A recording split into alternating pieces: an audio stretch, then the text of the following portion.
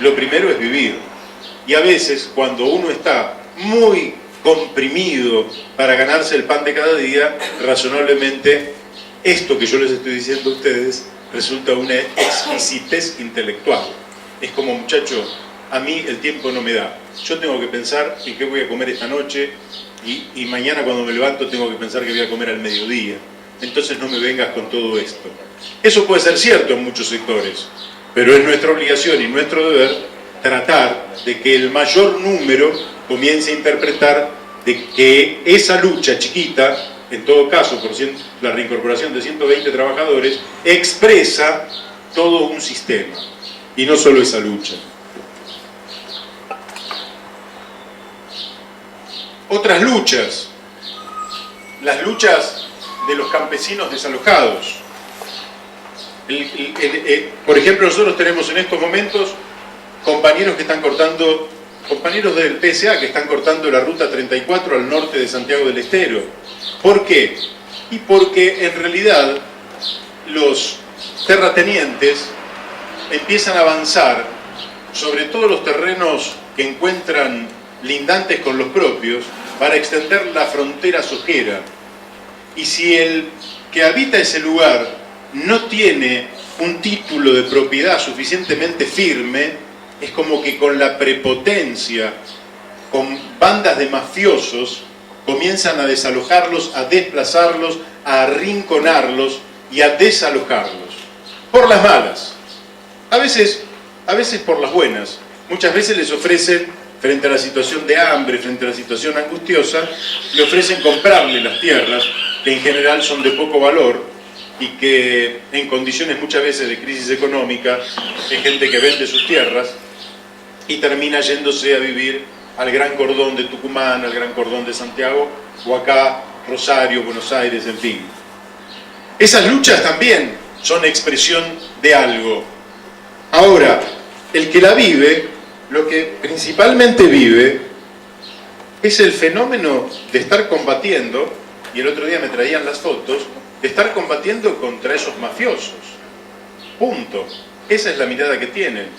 Nosotros podemos tener una mirada más amplia y decir que esos mafiosos, por un lado, tienen cobertura política, porque sin cobertura política, razonablemente las llamadas fuerzas del orden, que siempre están para los pobres, pero es difícil que estén para los terratenientes, irían y le dirían: miren, muchachos, llega hasta aquí su propiedad. El día que ustedes ponen un pie del otro lado, vamos a venir nosotros y les va a ir muy mal, porque con esas escopetitas que tienen no van a tener ni para empezar.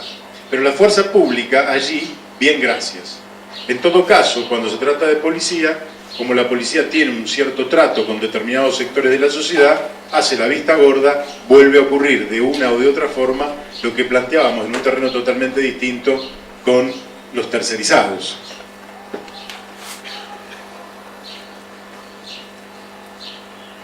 Bueno, las luchas son prácticamente de todos los sectores, voy a referir algunos más, pero de todos los sectores que de una o de otra forma están los desocupados, por ejemplo, la gente desocupada. ¿Qué se ha inventado para la gente desocupada? El tema de las cooperativas. Bueno, en general, el tema de las cooperativas es un tema que en algunos casos ha resuelto. Pero fíjense ustedes que se da la particularidad que en general resuelven el problema de los sectores que son más dinámicos, es decir, de aquellos que están dispuestos a salir a la calle y a cortar la calle. Entonces, cuando alguien corta la calle, a esos sectores les llega con más facilidad estos planes de las cooperativas.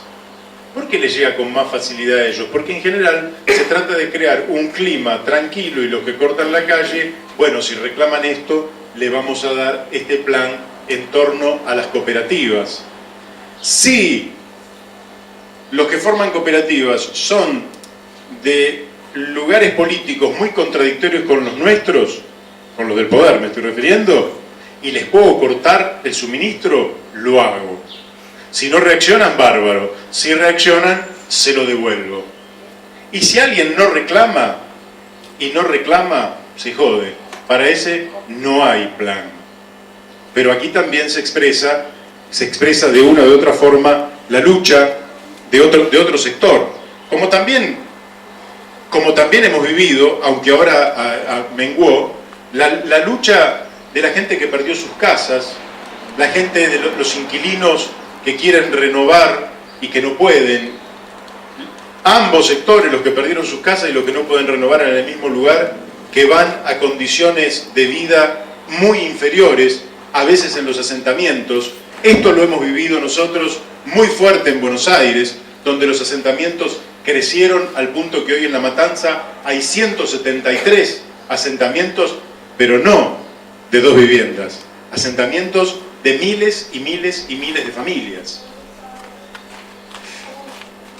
Ahora, un poco me refería a las luchas que son las luchas de los trabajadores, de los campesinos, de los inquilinos, pero hay otro tipo de luchas. Están las luchas ambientales. Las luchas en defensa del ambiente son luchas que hace unas décadas atrás no las conocíamos, prácticamente no existían.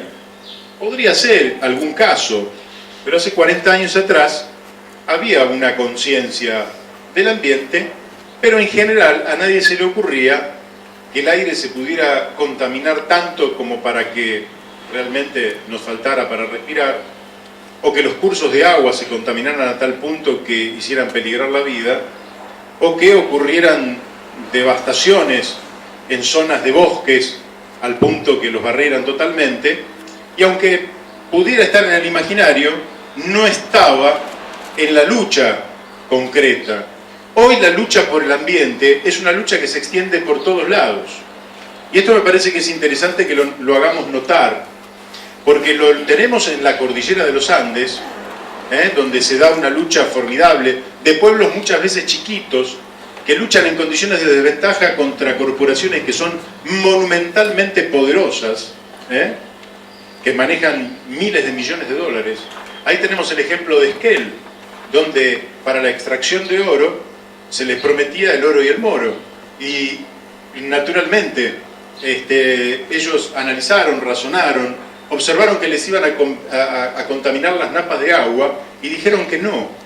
¿Y cómo dijeron que no? Llamaron a una consulta popular y dijeron al pueblo, le dijeron cuáles eran las ventajas y las desventajas. El pueblo fue a votar y más del 80% votó por no. No al oro, sí al agua.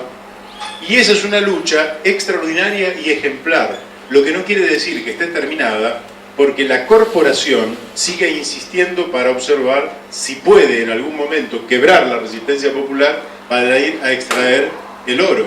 Lo mismo pasa, por ejemplo, en Andalgalá, donde Andalgalá es un pueblo que está aparentemente, porque yo no lo conozco personalmente, pero sí los he escuchado a ellos, viven arriba de una cantidad gigantesca de minerales preciosos, oro, plata, cobre, molibdeno, tungsteno, es una cosa impresionante. Ellos están arriba de eso. Entonces les han dicho que en realidad se deberían ir, porque allí abajo hay demasiada riqueza.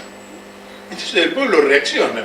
Nosotros venimos viviendo acá desde siempre, incluso en algunos casos desde los antepasados más remotos, y queremos seguir viviendo acá. Y no nos importa qué es lo que hay. Nosotros de acá no nos vamos. Sin embargo, sufrieron represión y quieren desalojarnos. Es un pueblo al que quieren desalojar. Es decir, es un pueblo que quiere... Esto razonablemente es parte de la fiebre del oro que habita en nuestro país. Pero... Perdón, sí. Lo de San Juan, gravísimo. El gobernador de San Juan propone a nuestra presidenta el negocio a medias con el oro. Se van a quedar sin agua, por eso votó en contra de la ley de los glaciares. Así es. Entonces, Ustedes me escuchan, hablo sin el micrófono. eso es gravísimo, pero gravísimo.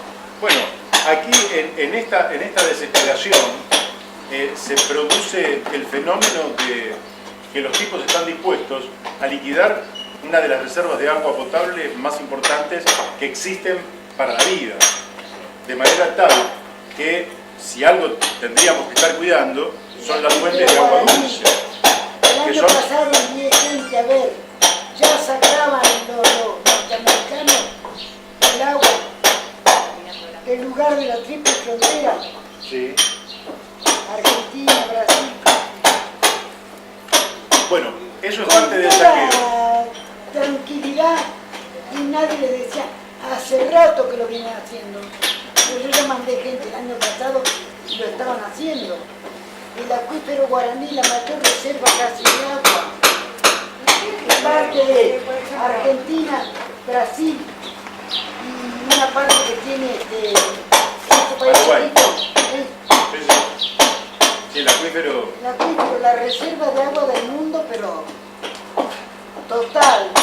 Aparte que hay otras cosas importantes en ese agua, de muchísimo valor para la medicina y otras cosas. Se estaba vendiendo ya el año pasado el agua pasada, el acuífero Guaraní, a 11 euros la botellita de medio litro. Bueno, la paga bastante cara. ¿Vos querés decir algo? No, pero ¿de qué depende, por ejemplo, que se arma una movilización tan grande para el tema de la papelera, por ejemplo, y no para esto, para lo del agua? Porque es muy importante. Bueno, en realidad, ¿Qué genera algo tan grande como lo de la papelera? Que está bien, no digo que esté mal, Claro, pero claro. ¿por qué para lo otro no hay?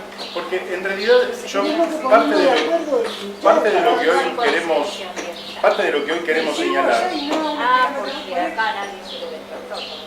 parte de lo que queremos señalar es que las luchas, en realidad, por eso decía al principio que no todas son emancipatorias. Las luchas siempre obedecen a el malestar de amplios o pequeños sectores de la población. Y esos sectores pueden manifestar con mayor o menor energía, o a veces sin ninguna energía. Entonces ocurre que Gualeguaychú, por ejemplo, que es uno de los grandes temas, ha desarrollado una potencia extraordinaria de lucha y además de visibilidad pública, a tal punto que ha logrado que la sociedad argentina, latinoamericana y hasta mundial haya tenido que poner su atención sobre el tema. Esto, fíjense, que puede contrastar con otras luchas que deberían tener aún mayor magnitud que la de Gualeguaychú, que sin embargo no existe. Un ejemplo, el riachuelo. Sobre el cauce del riachuelo viven no menos de 3 millones de personas, infinitamente más cantidad de gente que la que vive frente a la Fray Bentos, frente a Botnia. Sin embargo, es la contracara, donde esa gente se ha resignado a vivir con ese curso de agua que ya no es agua, está absoluta y totalmente contaminada. Quienes lo conozcan saben que es maloliente, que trae todo tipo de pestes, que la gente se enferma, que los chicos se enferman, y que es realmente deplorable que los gobiernos se pasan la pelota uno a otro sin que nunca se termine de resolver, que son todos complacientes y cómplices de las empresas que contaminan de manera permanente y sistemática, que no se abre el curso correctamente, que no se le exigen a las empresas plantas potabilizadoras, de manera que lo que fluya al riachuelo, que en definitiva es el río Matanza, llegue aceptablemente limpio. Y sin embargo no pasa nada. Y hay más de 3 millones de personas viviendo en el cauce del riachuelo. Esto me parece que es...